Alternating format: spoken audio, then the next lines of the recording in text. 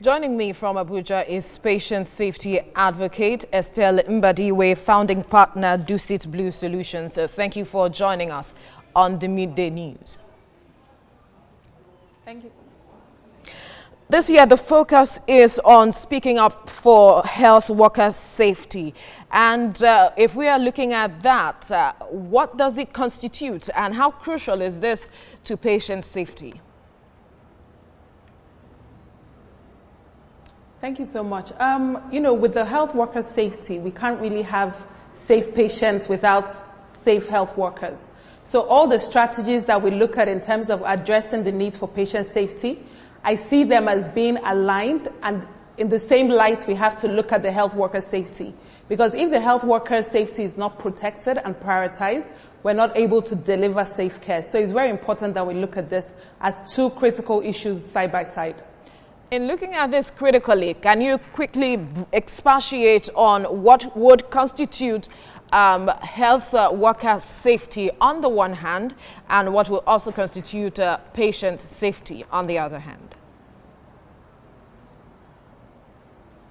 Yes, so I think for the health workers' safety on one hand, it's very important to look at the data. What does the data show in terms of the number of incidents, the number of near misses that occurs in the delivery of healthcare for the health worker?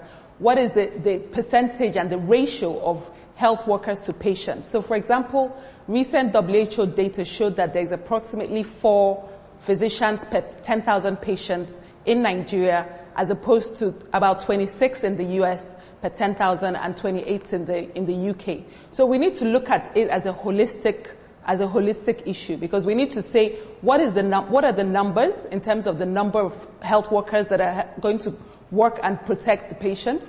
What is the data to show the number of incidents that the health worker face in the delivery of their duties? And then we need to look at it from a governance point of view. We need to look at it from a clinical governance point of view, where we're looking at a framework that we need to provide all the necessary equipment, the current knowledge, the best practice for the health worker to deliver this. From the patient's point of view, we have the Patient's Bill of Rights, which gives 12 points, which is something that was launched by the CPC and the Federal Ministry of Health in 2018. So this is giving 12 points agenda of what patient safety means and what it means to deliver quality patient care.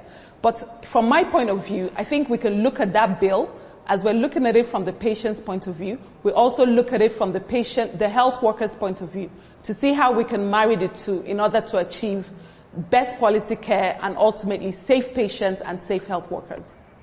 Now, quickly before we let you go, if we had to move forward based on from what you have said, if you had to assess where we are at as Nigeria, and if we had to improve on this, where do we begin? Okay, so if we look, it's always good to look back, then look at the current status quo, and then look forward.